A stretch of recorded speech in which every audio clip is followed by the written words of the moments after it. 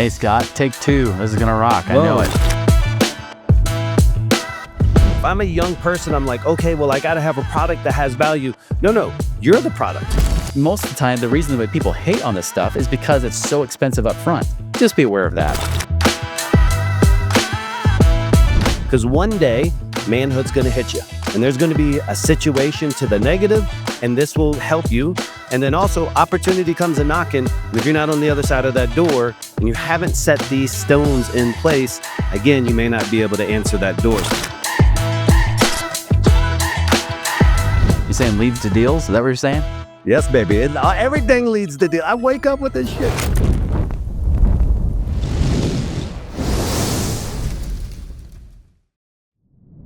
All right, guys, welcome to another episode of the Leads to Deals podcast, where we talk about everything from leads to deals, and everything we talk about leads to deals. You're here because you're obsessed with leveling up your personal life, dominating sales, mastering persuasion, and skyrocketing your financial success. Today on the podcast, we have a man that's lived two lives. His first as an active real estate investor, wholesale, flipper, landlord, and then his second life moving into truly passive investing, making his money work for him. This is a real deal entrepreneur on the show today, a mentor and a coach to some of the most successful people in the investing space today. Chris Miles, he founded a consulting firm, an online community, and has an amazing podcast called Money Ripples. He's going to teach us how to get lean, get liquid, and then get out. Welcome to the podcast, Chris Miles. Hey, Scott, take two. This is going to rock. I know it. Let's go. We overheated the system the first time. Yes, let's try bringing the fire. Yeah, so thanks for taking the time with me today, man. I wanted to hop right into it. You're the financial advice guy. You're the people look up to. They're coming into you later in life. So let's just talk about it. What's the advice that everybody should have gotten as a kid about money? Yeah, I'd say the biggest thing is that it's not about slaving and saving away your whole life to hopefully have some freedom someday, which you may or may not live till. It's all about how do we create that passive income now, right? How do we have multiple streams of income coming in to build our wealth faster in the here and now versus waiting till you're like in your old and golden years to see if it even works. You know, it's interesting you say that, but and it's tough because you got to be universal in this short little period of time. But if I'm talking to a kid in the city versus a kid in the suburbs, or maybe a kid who has a little bit of money in the family versus somebody who's got to start from scratch, let's talk about those kids who are starting from scratch. What are some of those basic money principles that you would teach a kid if you were in part of Big Brothers, Big Sisters, and you were helping a kid in a really underperforming area, if you will, and you're like, hey man, I want to mentor you and start giving you some advice? Oh, so you're talking to me when I was a kid, right? You know, when I was spending 5 years in a trailer park and everything else, right? Yeah, you know, I'll tell you this, I wish I wouldn't have spent all the money I did earn on baseball cards and football cards and stuff like that, because in the 90s, you're supposed to get rich off those things. That was BS. That's like one of my younger sons. I have 8 children, 6 of my own. My wife has 2 from her previous marriage. And one of them thought that fidget spinners was a thing to do, right? He's like, oh, we're going to get rich off fidget spinners. I'm like, no. If you don't want to take $1 million and buy 1 million fidget spinners. And that was good advice to give him because he didn't do it. Luckily, he didn't have $1 million either because he would have bought those fidget spinners. But the biggest thing is really like, instead of asking, how do I make more money? Ask, how can I create more value? That's the biggest thing I would suggest. How do I serve people? How do I solve problems for people? How do I give them what they want so then I can get what I want? That's the biggest thing ever that's so missed, right? I actually posted a Henry Ford quote on social media recently talking about, I'm paraphrasing it here, but he's like, instead of asking how much you can, how little you can give for money, ask how much you can give for that same money that you're earning, right? It's always about, how do I earn that money? How do I solve problems, serve people, or add value in such a way that I become almost indispensable, that they got to have me there? And that right there, it's not about, connections help, no doubt, but all of us, no matter who we are, yes, there's some people that have born privileged and that's great for them, but I wasn't that case. Like, I was born where my dad said, good luck, you're 17 years old, I hope you figure out how to pay for college, good luck with you, go work your jobs. Like, I was doing lawn mowing businesses, and stuff. I was out there like trying to, work at a pizza restaurant, 2 of them. In fact, I was I worked as a care provider for one day until they found out I wasn't 18 and they had to fire me, like I was trying to do whatever I could to at least make a dime or two. I wish though, if I would have known that was not about just getting lucky and finding those connections, but that it's all about how do I serve people? And if you just keep having that kind of a mindset and that ability to you keep behaving that way, people will find you. The right people will find you. They will want you around them and they will pay you handsomely for it. It's funny because as I asked that question, I listened to your answer. I'm like, yes, I completely get it. And I wish I would have heard some of that when I was a kid. If I were to give similar advice, I think that I love what you said about value. And I think that everything it's providing exceptional value. And for people who are in real estate investing, the whole thing that you do as a real estate investor, if you're a wholesaler, if you're direct to seller, whatever it is, you're trading value for equity. And so the big the bundle of value that I can get, the more equity. And so if I'm a young person, I'm like, okay, well, I got to have a product that has value. No, you're the product. You working at that McDonald's to your manager, how much value can I provide to them more than just the $8.26 or whatever it is that I make? Like it's all about providing value as an entrepreneur. And then my second tidbit I think I would give them is always consider yourself an entrepreneur, even if you work a W-2, because you're the one who's guiding your own life. And this is just a stepping stone to the next phase. You're an intrapreneur, right?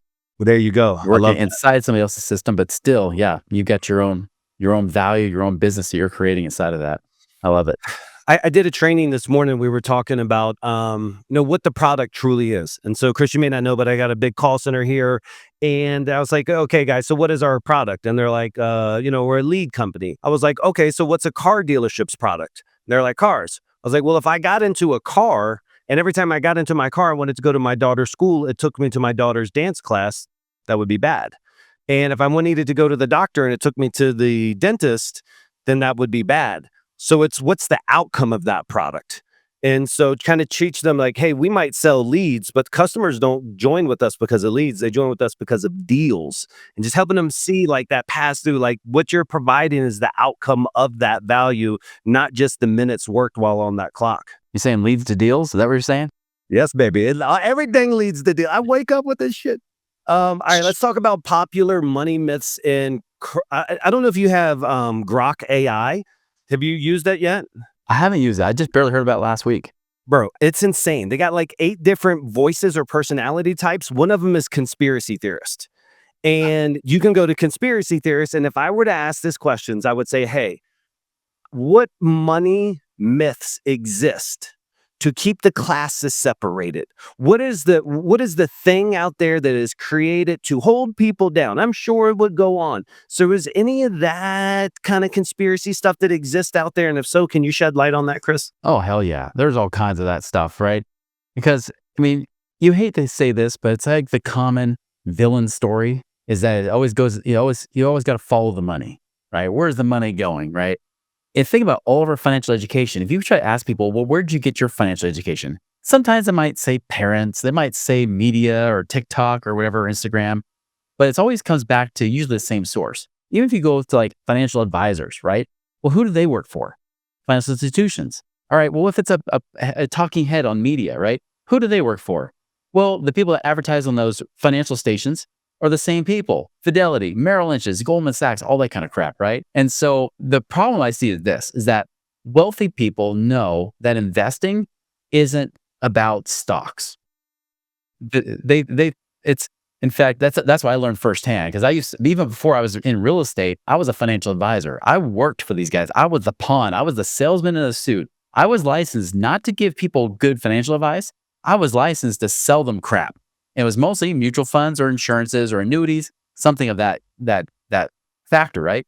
But what woke me up in 2006 when I was, talking with a friend of mine who I hired to be a financial advisor. I hired him on my team, but then he quit to go do real estate investing. He woke me up. He says, well, Chris, how many of your clients are financially free? Well, none of them. They all worry about money. Even if they're retired, it doesn't mean they're free. Right. Well, how many of you guys as financial advisor are financially free, not the commissions you're earning, but actually giving this advice? None of them, I don't think. Because if the truth is, there's guys working here since the late 1970s and they can't quit either. And he said, there's your problem.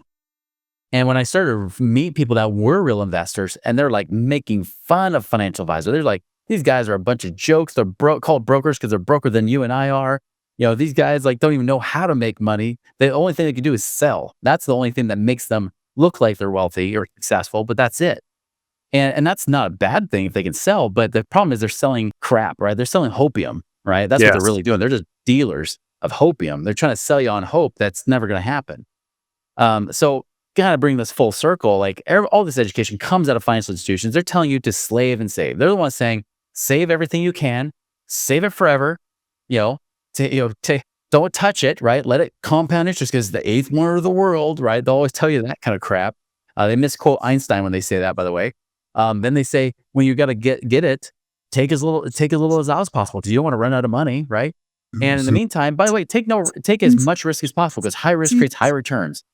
Let me ask you, Scott, when did a higher chance of losing become a higher chance of winning? When has that ever been true, right? That's yes. I mean, if you're like, hey, these leads I'm going to help you guys get, oh yeah, the chance of you making any money off this, almost none, but it's awesome, right? Like that's what I do to you every day. It's like, oh, you just have to accept it. And it's not our fault. It's going to be your fault because you just can't figure it out, right? You just didn't save enough. But the truth is you did. And though these are the things that we're always taught. We're always taught that this is it. When reality is wealthy people do mainstream investing. This is why hedge funds always cater to them. And they're investing in things like real estate backed investments or private equity. They're investing in all these kind of things that are way better. Gold, silver. I mean, they were investing in things that actually make money versus these high risk, mediocre returning mutual funds, the S&P 500. And you think you're so smart because you decided to bypass the financial advisor and buy the SPY, the ETF fund, right? And in truth, like, you're making like on average, maybe 8% a year or so. Good job taking all those risks to make very little returns. That's the kind of crap that's out there today. As you're saying that, I think about my own self who had no real financial guidance as a youth. And then ultimately, when I got money, I started getting into the private banker world and, people willing to let you go into a different whole building. You could go up to a different floor of a bank and you get to meet with people and they have these big, fancy, thick binders where everything's laminated. And part of that is it's like, oh, I've never seen this before, so this must be exclusive, and this must be different, and this must be how the rich people eat their caviar. And so, because it's not taught, and you don't learn about ETFs, and so when you finally have somebody sit down and break it down to you or tell you about index funds and how you can borrow against your insurance, whatever it may be, it's just the lure. A lot of it is the lure of like, oh, I'm finally invited into the private club, not really understanding that that's a tool that the guys up here with the real money have designed to extract wealth out and to be able to kind of do their own thing. But I see guys like that. And then you hear the other side. Like I see the anti-Jim Cramer fund. I don't know if you've seen that. Like, so there's a fund that you can do. It literally buys, and it's up this past year. It was like up tremendously, almost right below Nancy Pelosi's trades. But if you literally just bought the opposite of whatever Jim Cramer would say on CNBC, you did the opposite of him, you could buy this fund. And that just shows you like these talking heads who get paid millions of dollars to make recommendations about Wall Street. Ultimately, if you just do the opposite of the most famous guy out there, you'd make money. Oh, yeah. It's true. It's so true. I mean, and think about the business model for these financial companies, right? Because the truth is this, is that when they tell you to save it forever, save more of it. In fact, like keep saving more. You haven't saved enough to save more, which is only just increasing the cash flow when they make the money off those guaranteed fees. They get paid for what's called assets under management, right? How much money do you have with them? They get their cut. And just so you know, even if you buy the SPY, you're still paying those guys. It's just not as much, but you're still paying them. But like you're doing that, and they're saying, we'll just add more and compound it over time. Well, that just means that their cash flow they earn, their earnings, which with zero risk for them, by the way, earning more over time. And then when they say pull out as low as possible, well, good. That means that they don't lose the money that you pull out. You're just going to try to tell them, well, live as long as possible. Only pull out that 3% a year, and then that money should last you, and they still get paid, right? And the whole thing, it just means more and more money builds up for them, less and less for you because they get paid whether you make money or not. That to me is almost borderline kind of unethical. It may not be illegal, but I think it's unethical. So what's an anti-financial advisor? Because if somebody stuck out their hand and was like, hey, I'm an anti-financial advisor, I'd be like, oh, let me get out of here. So it can't mean what it literally says. So tell me what the anti-financial advisor is.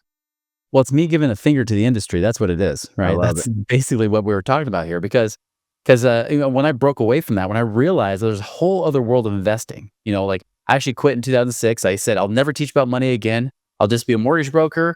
I'll do a little stock trading on the side, and I'll teach ballroom dancing. That was pretty much my first half of 2006. Strong Um, mix. yeah, exactly. Little known fact, I was one of the nation's top amateur ballroom dancers in the early 2000s. So anyways, I was doing that, but of course I wanted to learn how these guys were making money in real estate. And the big epiphany for me was, yeah, I could do active investing. You can make big, sick cash in that. But I was more interested in, wait a minute, you're willing to borrow my money and you're going to pay me how much? Like 1% a month? Or back in those days in 2006, it was like, there's some that were even paying like 2 or 3% a month. It was ridiculous how much people were willing to pay for hard money. And so I'm like, well, this is pretty cool. So that means if I have $100,000, I give it to you, I'm making $1,000, $2,000 plus dollars a month. I love it, right? And remember the $100,000 in the financial advisor brain that I had, those little narrow blinders I had as a workhorse, right? As a financial advisor, I'm looking at that saying $100,000, you live on 3% a year. That's $3,000 a year. I'm like, well, no, I can make like 1 or 2,000 a month doing this same money, just working harder. This is awesome. And that's, by the way, that's what got me to retire when I was 28 years old the first time, until recession hit. That I went from millionaire to upside down millionaire. Yeah. But that's the big thing I learned was like, wait a minute, this is a whole new world. And I can invest in things that are backed by real assets. I can even have a claim on this asset like a bank. I can literally be on title. So if this investor doesn't pay me back, I repossess it. I foreclose on them. I take that property and I get my money back that way. And it was just something that was so unheard of, where I was used to gambling in stocks and mutual funds and just be in it for the long haul kind of crap that I was always teaching, right? If the market goes down, just be in it longer, even if it takes 10 or 15 years to get your money back. So that's the thing that was blowing my mind, is like, man, I can make so much more money doing this. Did you do the traditional, like, hey, a lot of my listeners will be in the wholesale space, or they'll be in the real estate, direct to seller, et cetera, and buy and fix them? Did you go that path first? Yeah, I did. Like, I was actually doing wholesaling before I even knew what was called wholesaling. Just because, just like when I was doing the lending stuff too. But I mean, I was doing it off the books. I wasn't getting paid anything. I was doing it just for family and friends. I was actually doing it to where I was trying to sell it, having them sell it top dollar, full appraisal, and then turn around and sell it to somebody else that I knew in my network. So then they would buy it top dollar, and then we'd have them pay them an actual payment for that, right? So they pay them a little bit more than the mortgage payment, and then they'd be able to live in their house, still have the equity stripped out, almost like a cash out refi without having to do a cash out refi, So that was kind of stuff I was doing. I even did that with my own starter home. I did the same thing where I literally sold it to an investor at full appraised value, got all the equity out of it, leased it back from him, and then I turned around and I subleased it to a renter so I could get paid rent on it too. So I was able to strip out the equity and get rent off the property as well. And then what was the light bulb moment where, and I understand the math, but was there a particular day where you're like, wait a minute, I don't want to be on this side anymore. I only want to start lending my money out? That was about 2008, right? 2007 was an interesting year because that was the year the banks started to quietly get tighter on their lending requirements. And I learned this firsthand because like I said, I sold off that starter home. I moved into a little McMansion, right? I had my little, dream home. I was going to live in my forever home. And of course the equity was growing in that sucker. I bought it in 2006. It was growing into 2007. I even finished the basement off and everything. And I was thinking I was such a genius because now that property I bought for $600,000 is worth $740. And I've got all this equity in this property. And I figured, worst case scenario, I'm a mortgage broker. If I ever need to get the equity out, I'll just cash out refi it. Not realizing that that's not always the case. That was the truth, in the 2000s when the banks lent money to anybody with a heartbeat. You remember, I don't know if you remember this, they used to have negative amortization loans, like the 4-pay option. You could pay a 15-year mortgage payment, a 30-year mortgage payment, interest only, or less than interest only payment. You could choose any of those 4 in any month.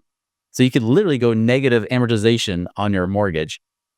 We were selling that stuff in 2005, 2006, like crazy.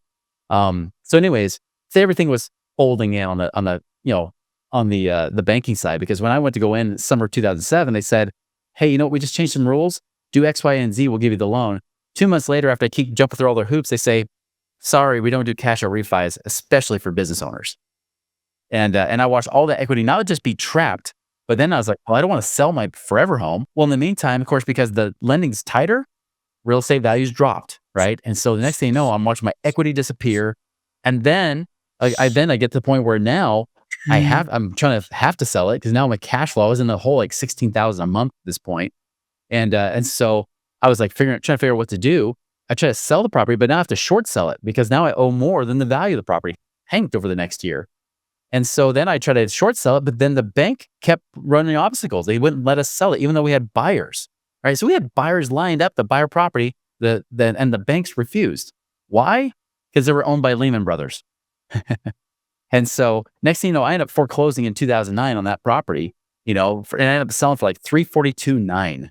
I mean, I was like, I wish I could have been the guy that had cash available to buy it then. And so it was during that time, plus I had that property I was renting out. The renters, they trashed the property. That wasn't doing well. So I lost on that property too, but at least I sold it. I just didn't make any money on it. That's for sure.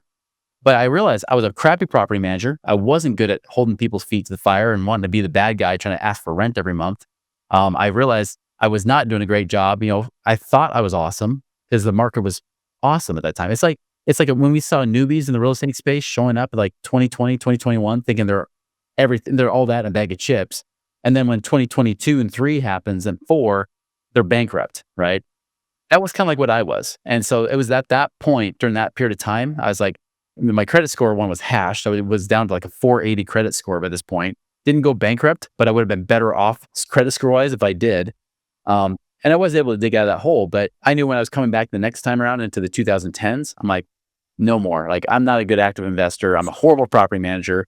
I'm going to get other people to do that stuff for me so I can just get my money for me instead. How much money does one need to get into the lending money space? It depends. I mean, a lot of people, if they're looking to land on a single family home or something like that, they'll usually want at least 80, 100,000, maybe $200,000 to do that. I always recommend it because when we have clients coming to us that want to do multiple deals or whatever, I just say, if you want to diversify, you should have at least 150 to 200 grand because lending is one option. I mean, you could do turnkey rentals where somebody else manages the property from around the country.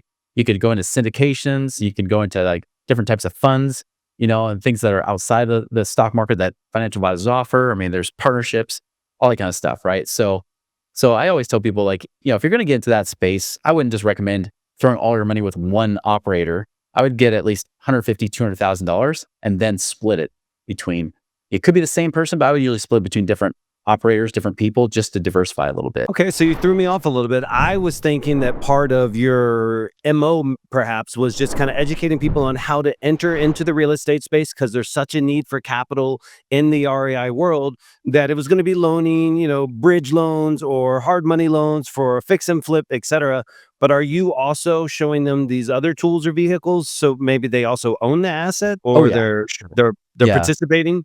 Yeah, Okay. I'll say lending has been the best the last few years, especially with the way interest rates have been and stuff. Like, apartment syndications. I mean, we all have friends in that space that got Yep. hosed in the last few years, right?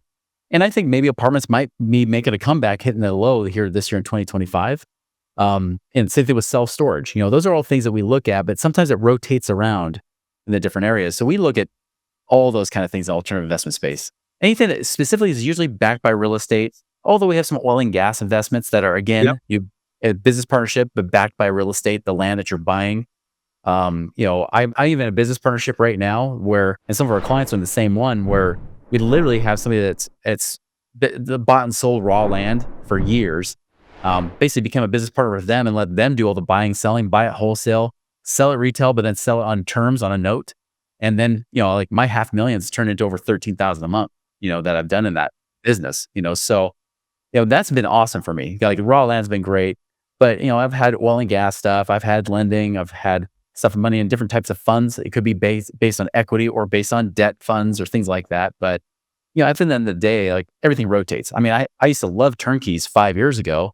Today, not as much, even though I still have a few, Yeah. So the Money Ripples concept in the program, in the community, you're also helping people on how to structure the deals, the legal protections, the documentation, et cetera, when they want to lend out money? Or is it more like, hey, give it to us and then we'll distribute it? It's very much like them. We're more strategists and Great. connectors. So we Great. help people that have the funds, right? And we do have a network of deal providers, right? So people that we vet, that we say, hey, these people got a good track record. They've been around for usually at least 12, 15 plus years in this same space, not flipping over to a different type of asset class that they know nothing about, right? but they're in the same space. They've got a good track record. They're proven. And so we kind of match make them a little bit with our investors, our people that have the money. These are people that are like high paid W-2 employees, or they could be business owners. They're like, I've got cash. I want passive income. How do I get that money to them? And who do I trust? We kind of help connect them with that. And we even do like one-on-one strategy with these people. So we kind of white glove it in a sense where we say, hey, based on your situation, there's all these options. There's like 20 plus operators you can be talking to. Just focus on maybe these 3 to 5 because this is more the area that might work for your situation. Or you've got an IRA. Do we self-direct it and do this with it, right? So we're almost, this is how we're like anti-financial advisors in the sense that we're doing like people would hope a financial advisor would do, but they're never incentivized to do it for you because they don't get paid on that. And so this is how we help people do it. Chris, I had Brent Daniels on my podcast a couple of weeks ago, and I was telling Great him, guy. I said, hey, man, listen, I don't have anything that's really cash flowing. In the past couple of years, we acquired 40 some single family, and we have some self storage. I actually just took a distribution out on a business park. But my get into real estate, lock up some Airbnb, some long term holds, the only thing that ever makes us money is like our fix and flips, or 2 years after purchasing the long term hold, finally peeling it out of the portfolio and then stripping out whatever equity is there. But I don't really make any, I mean, not a penny, so much to the point that I thought that my business partner in the back office and I was just getting screwed. And I like did a forensic because I just couldn't believe this concept. My whole life I was told, get a portfolio, liquidity every month. And I was just like, dude, we never take distributions except for my co-living. My co-living was the only thing which was actually through Pad Split, which is really great platform for everybody out there for co-living. But that was the only thing that was pulling in capital. And I'm telling this story to Brent Daniels. He's like, dude, if you got money, you just need to lend it out. He's like, that's the simplest. That's exactly where it's at. He's like, every person I meet at the golf course or on vacation, anybody who's got the simplest, chillest lives, he's like, they're not doing what me and you were talking about. He was like, they're not, it's like they're lending out their money and letting these other knuckleheads manage the portfolios and manage the tenants and manage all this other stuff. So it's like, it feels like the next natural progression in my knowledge and investment life, which is to start lending out cap. That's exactly it. That was a conversation I had with a guy that's like big into AI. He loves it. But he told me, he's like, Chris, I'll admit, he's like, as a business owner, I'm so busy doing what I'm doing. I don't have to like learn something brand new and have to become an expert in real estate. He's like, that's why I just throw my money in the spider fund, the SP 500. He's like, it just goes in there or whatever. I'm like, yeah, how's that done the last month? Oh, you've lost 10%. That must feel Jeez. good, It's like, oh, like eventually comes back. I'm like, well, does it? And how long does it take? Because it goes down fast, comes back slow usually, right? And I was like, but you could be doing the same kind of thing. You could, like I mentioned lending. I'm like, you could lend out, make 12%, 1% a month on your money. So you're making a higher return. You've got it collateralized by a real asset, not fake stuff like in the SP 500. People are like, I know someone's going to debate me on that. They're like, it's not fake. They're real. You're corporate America. Like, no, good old Tim Cook at Apple doesn't give a crap about you with your little percentage that you hold in Apple stock. You have zero influence, zero control. You're literally just riding waves. You are gambling with your money, hoping it's going to work out in the end. Where like, if I do stuff with real estate, I know I've got a real asset. I know what it's actually tied to. And yeah, I can lend it, do nothing, right? Now, the hardest thing is, yes, I got to make sure that whoever I'm lending my money to is reputable, that they've got good stuff there. And that, yes, I've got the contracts in place to ensure that I'm in first position, that it's my property if they refuse to pay me. But that's it. Like that's about as far as it goes. You don't have to become a genius. You don't have to spend a lot of time doing it. You literally just have to get your money to work with somebody else doing the work for you. On some of the self-storage facilities with my partner that we've taken capital on, or even some other larger size deals, in exchange for the capital, especially at favorable terms, they become part owners. They get an equity stake in the property as well.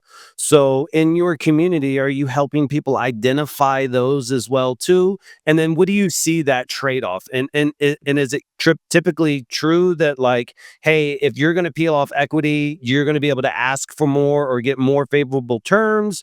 Or like, how do you see those two dynamics between I'm just lending and it's collateralized versus I'm lending and I want an equity position? Yeah, that's where we kind of look at people diversifying a little bit. That's why we try not to, have anybody has less than about 200 grand of cash, because we want them to have money in multiple places. With equity, it's an interesting thing. I recently had a different perspective shift with equity, because it used to be, I thought having more equity, like being an owner in something is what it's all about. Even though I knew philosophically, right? I knew that philosophically, having control is more important than ownership. But here's what I realized in the last few years, that those that have equity positions, even though that's a great play and you can diversify into that, just know that's not the less risky way to go. The least risky way to go is actually debt.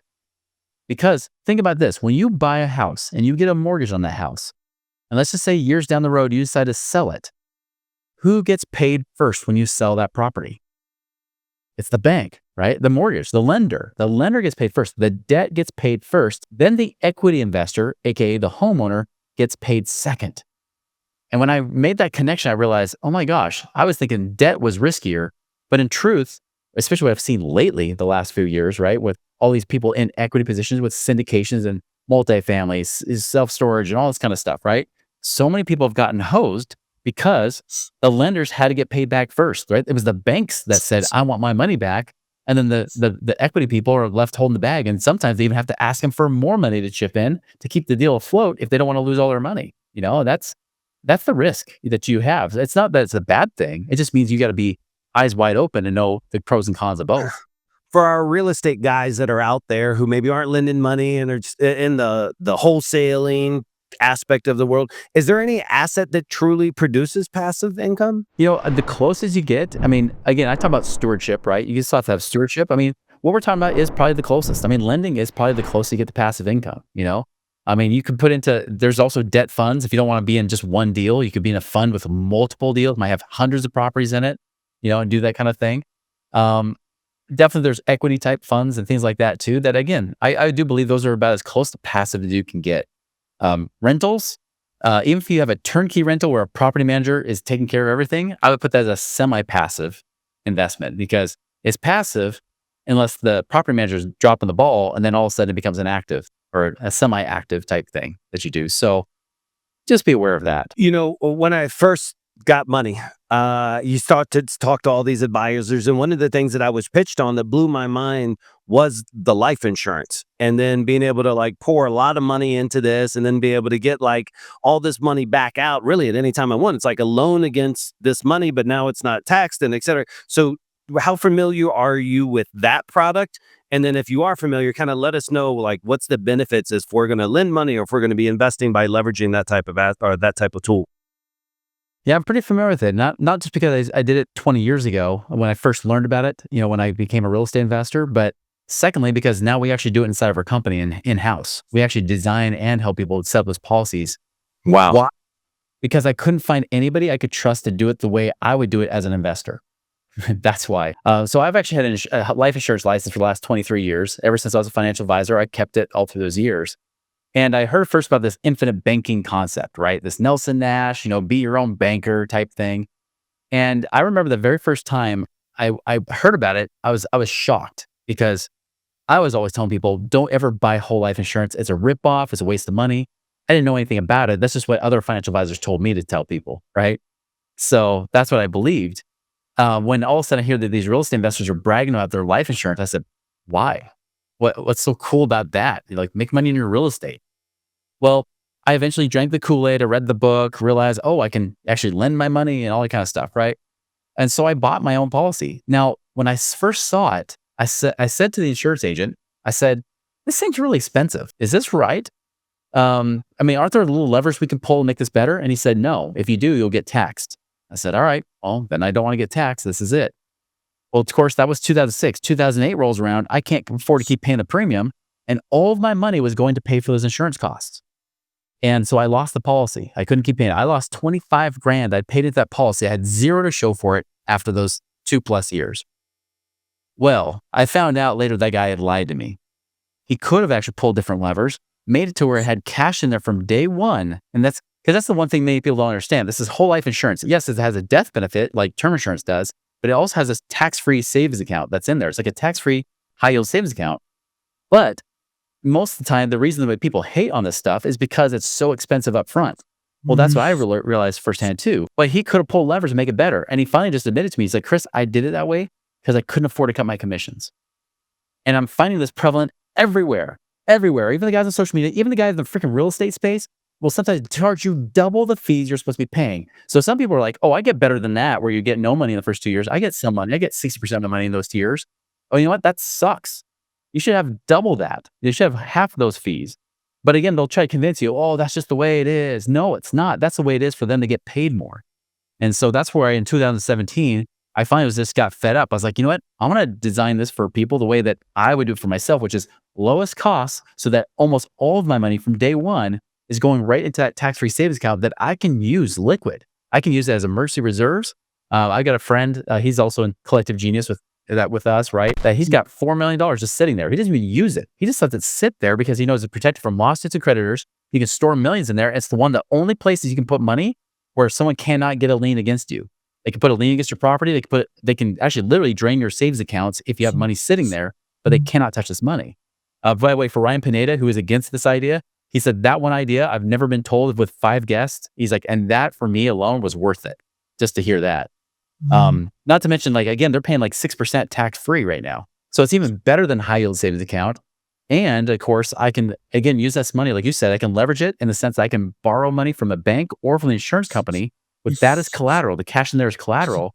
I can use that money to then go invest in whatever I want to invest in. And what happens is if I use the cash flow to pay back in the returns I'm making from those deals, I get to make money in 2 places at the same time. I'm earning compounding interest in my policy, and I'm making money in cash flow from the investments and or my business ventures I'm going into. I think about that and just the power of liquidity and being able to pounce at any given time. And, they talk about some of the greatest investors that are out there and how they always have X amount of millions of dollars just ready for correction. And so having that policy while still doing these other things, it's like this backup pocket of money when it's time to deploy. And so I know that's one of your philosophies, which is be liquid, get liquid. And the very first time I ever even heard this was like, I was in my 20s. It was the Boiler Room movie. And he's coming in and he's talking to all these guys around the round table. And he's like, I drive a Ferrari 357 Cabriolet. And he's talking about, I have a ridiculous house in the South Fork, blah, blah, blah. And best of all, I'm liquid. And I was like, I don't know what that means, but I want to be liquid.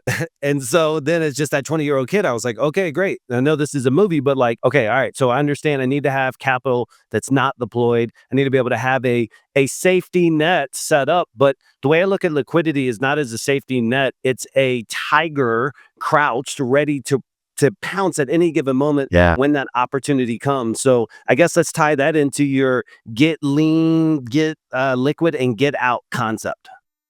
Yeah, so let's talk about get lean, right? I mean, get lean is different than living on rice and beans like good old Dave Ramsey will teach you, right? We don't want that crap. What we want to be wise steward of our money, right? So one, make sure especially if you're in sales. I mean, salespeople typically don't do this. Salespeople and entrepreneurs for that matter are notorious for watching their income, and they'll hyper focus on the income but ignore their expenses. And this is where they get trapped.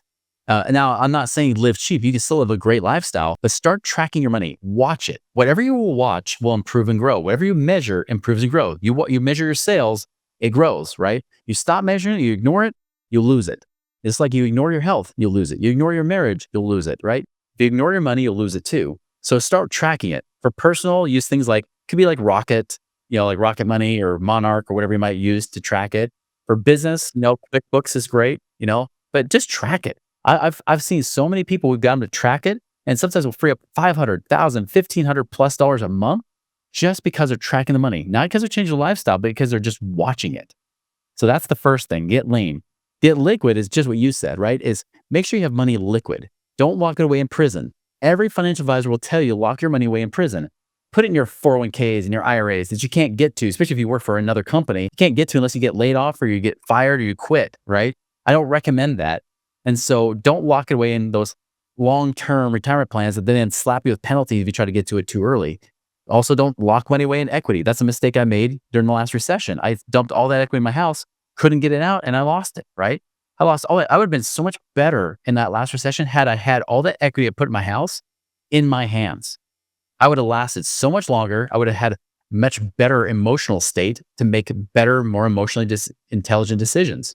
But I wasn't in that state. I was desperate for money. I was like scrambling around with a chicken with its head cut off, right? And by the way, if you're in sales, horrible, right? Anytime you're in a desperate place for money, that's when you suck the most at sales, right? The best time you do sales is when you don't need the money, right? So be liquid and be like, I don't need this. I don't need this customer. I don't need this client because I've got more than enough cash that I'm okay without this one person that might give me the runaround or, that just, tell them to go go take a long walk off a short pier, but that kind of thing. So make sure you're liquid. And that's why I do store my money, a lot of it in my life insurance, because I get tax-free returns and it's protected, but I'll still keep some money in the bank, local bank I can get to today. I'll keep a little bit in a high yield savings account. But I keep the vast lion's share inside my life insurance policy where I know it's going to make more money than point nothing percent at my bank. Right.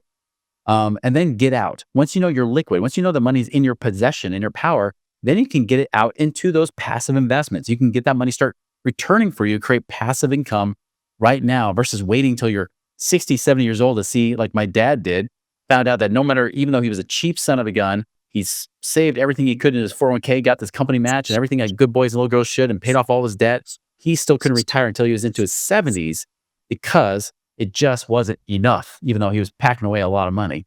So that's why you want to get it out now, create passive income now, create financial freedom now, and now you get to the point you're work optional. You work only because you want to, not because you have to. And imagine how powerful that is from a sales conversation. And I know that's firsthand because I've done it. But like when you're like, I don't need your business at all. I just doing this because I know you're going to benefit more from this than even I will. Yeah, and commission breath has ruined a lot of sales out there, Chris. That's for sure. Totally. Dude, as you're talking, it reminds me of probably one of my biggest money lessons that I ever had in my life. One of them. And it was when I was signing for a jumbo loan. So I'm signing for a jumbo loan, 2.25%, Fifth Third Private Bank. And it was a big loan, big loan. And I was making $25,000 over the payment a month to pay this down. And everybody in my life is like, what are you doing? Why are you rushing to pay this thing off? I would be like, send an extra 25, send an extra 25, send an extra 25. Because I came from that mentality is, I don't owe anybody money. I don't want to owe anybody. I'm not going to owe a single soul, because when you have nothing, it's bad when you owe somebody money. Like the last thing you want to do is be caught owing somebody 100,000, 200,000, a million, whatever it may be. And it wasn't until I had already paid it down and ultimately ended up selling the house, and I moved down here to Columbia as well too, that like that light bulb kicked in. I was like, boy, what would I would do with a 2.25 loan right now on 1 point whatever. And so it was just crazy because I couldn't wrap my head around the concept that it was okay to owe people money. As much money as I had, I still never wanted to owe anybody anything. And so it's like, it brings back some of those memories talking to you and being like, oh, I needed a guy like Chris in my life who would have said, hey, no, listen, let's leverage that, take all this capital, 25,000, and put it into other vehicles. Yeah. And it's not that you wouldn't pay it off at some point anyways, right? I mean, there's just a different way of going about it, where you can still stay liquid and then you have enough passive income coming in that you know that your payment's paid for whether you work or not. I mean, that's a powerful place to be versus I just got to keep packing this money away. But then this is what's happening with a lot of my clients, especially those in the W-2 space. They're getting laid off lately, especially in the tech industries. And so now they're like, oh crap. Like I just locked all my money away in these different accounts. Now I have to like raid this 401k, get slapped with penalties and taxes so I can at least live. Now that's not what you want to do. You want to be liquid. Is there a state that you suggest not lending money in where you're like, hey man, the restrictions or your recourse is so negligible. If you got money in this state, don't dump it into this state. Usually I think, and this probably applies to anything, especially when you're dealing with even like dealing with rentals and things like that. If it's a pretty much a politically blue state, probably stay away from it. It's like New York, right? Like New York. And if you're in New York and you get the rules, awesome. But I know for me as a passive investor, I prefer the red states, the ones that are just simple. They are all in favor of renters making money. They're all in favor of making things move. I learned in Alabama, having properties there, even though that's technically a red state, I don't think they know what computers are yet. And so I've learned from just dealing with business. I'm like, oh my gosh, it takes forever to get anything to work in Alabama. Maybe I don't want to do anything in Alabama anymore, right? It's just too much of a headache. So I prefer like the really red states. Southeast has been great, obviously. The Midwest, places where it hasn't been like the western half of the US. I think that whole area is just way overpriced anyways. And a lot of times you're dealing with a lot of red tape. Yeah, I see a guy like you. I say, okay, this is years and years and years of experience that obviously you've now consolidated down into this money ripples concept. And I guess going from money ripples to a tsunami. But tell us a little bit more about the community, how people can find out more, what you cover on your podcast, etc. Yeah, if you ever want to find us at Money Ripples for social media, Money Ripples podcast, moneyripples.com. There's plenty of info there too. That's where you can find us and you can learn more about that stuff. But our community is, like I said, like we work with people actually one-on-one. This is not like I'm going to throw you in a little mastermind and you get no personal attention. This is like, no, you need that customized white glove kind of game plan that'll help you get step by step knowing how do I actually get to financial freedom the fastest and safest way possible. And that's where we have the whole community of operators and everything else. And the great thing is the community even talks to each other. Like our clients will be able to talk to each other. We got it off of Facebook because you don't trust Zuckerberg will shut things down, right? But we got our own private community that people can go online and ask each other questions. They can ask us as coaches questions and things like that and get our perspectives.